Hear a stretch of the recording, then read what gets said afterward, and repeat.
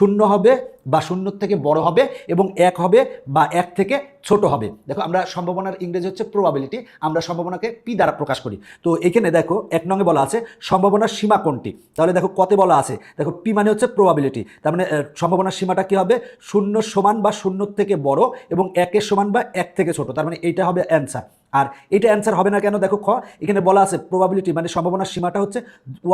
শূন্যর থেকে বড়, মানে শূন্য সহ না, কিন্তু এখানে কিন্তু বলা ছিল কিন্তু শূন্য সহ, শূন্যর থেকে বড় বড় এবং এক সহ এবং এক থেকে ছোট, কিন্তু এখানে বলতেছে কি শূন্যর থেকে বড় এক থেকে ছোট, এখানে শূন্য এবং এক কিন্তু বাদ গেছে, সুতরাং এটা অ্যান্সার না। এরপরে দেখো এখানে বলা আছে শূন্য সমান বা শূন্যর থেকে বড় আর এক থেকে ছোট, এক কিন্তু বাদ দিয়ে দেওয়া আছে, তার মানে এটাও অ্যান্সার না, এটাও অ্যান্সার না, তার মানে ক অ্যান্সার। এরপরেরটা দেখো বলা আছে সম্ভাবনার সীমা কোনটি, একই রকম হবে, সেটা হলো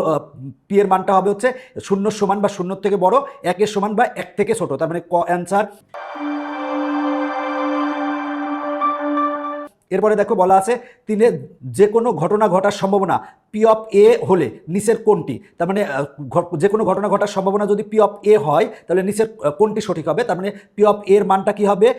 শূন্য সমান বা শূন্যর থেকে বড় এবং একের সমান বা এক থেকে ছোট, তার মানে খ অ্যান্সার। এরপরে দেখো এই এমসিকিউটা বলা আছে সম্ভাবনার সর্বোচ্চ মান কত, দেখো সম্ভাবনার সর্বোচ্চ মান হচ্ছে কত, 1, আমরা জানি সম্ভাবনার সর্বোচ্চ মান হচ্ছে 1, তার মানে অ্যান্সার হবে হচ্ছে গ। দেখো 5 নং কি বলা আছে অসম্ভব ঘটনার মান সবসময় কত হয়, দেখো অসম্ভব ঘটনা, অসম্ভব ঘটনা মানে কি, অবশ্যই তার মান হবে কি শূন্য, ঘটনা ঘটবেই না, অসম্ভব ঘটনা মানে কি ঘটনাটা ঘটবেই না। এখন আমরা জানি যে সূর্য সবসময় কি পূর্ব দিকে ওঠে, এখন যদি বলি সূর্য পশ্চিম দিকে ওঠার সম্ভাবনা কত, সেটা কিন্তু অসম্ভব ঘটনা, সুতরাং অসম্ভব ঘটনার ক্ষেত্রে কি সম্ভাবনা সবসময় কি হবে, সেটা হবে হচ্ছে 0 হবে, তার মানে অসম্ভব ঘটনার মান সবসময় কত হয়, 0 হয়, তার মানে অ্যান্সার হচ্ছে গ।